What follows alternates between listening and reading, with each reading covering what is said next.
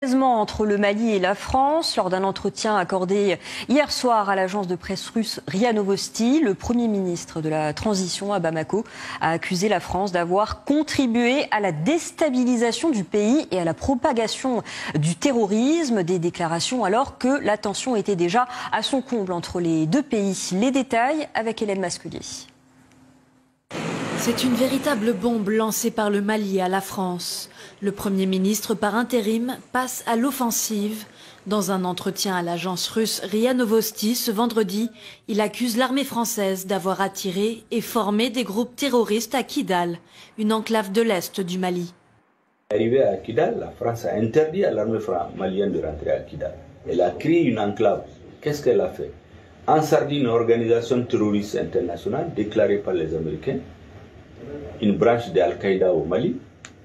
Son chef, les Français ont pris ses deux adjoints pour former une autre organisation. C'est la France qui a créé cette enclave. Ils ont des groupes armés qui sont entraînés par des officiers français. Nous en avons les preuves. Un tacle dirigé contre Emmanuel Macron, qui, pendant ce temps, présidait ce vendredi le sommet Afrique-France, organisé pour la première fois depuis 1973, sans les chefs d'État du continent. Face à cette invective du gouvernement de transition, le Quai d'Orsay, sollicité par RT France, n'a pas encore réagi. Les relations entre les deux pays sont au plus bas. Début juin, Paris annonçait vouloir mettre fin à l'opération Barkhane lancée il y a 7 ans. Un retrait militaire d'ici 2022, vu d'un mauvais œil par les autorités maliennes qui dénoncent un abandon de la France.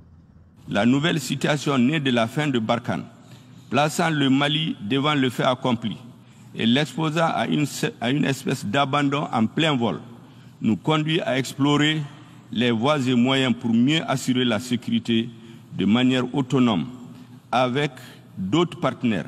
Des propos très mal accueillis par le président français. J'ai été choqué, ces propos sont inacceptables. Alors que hier, nous avons présidé à l'hommage national au sergent Maxime Blasco, tué au combat au Mali, c'est inadmissible. C'est une honte et ça déshonore ce qui n'est même pas un gouvernement. Une remise en cause de la légitimité du gouvernement de transition qui a attisé la colère de Bamako. Le président français a également déclaré que sans l'implication de la France, le pays aurait longtemps été envahi par les terroristes. Ce vendredi, Paris a annoncé avoir tué un cadre djihadiste dans la région du Sahel.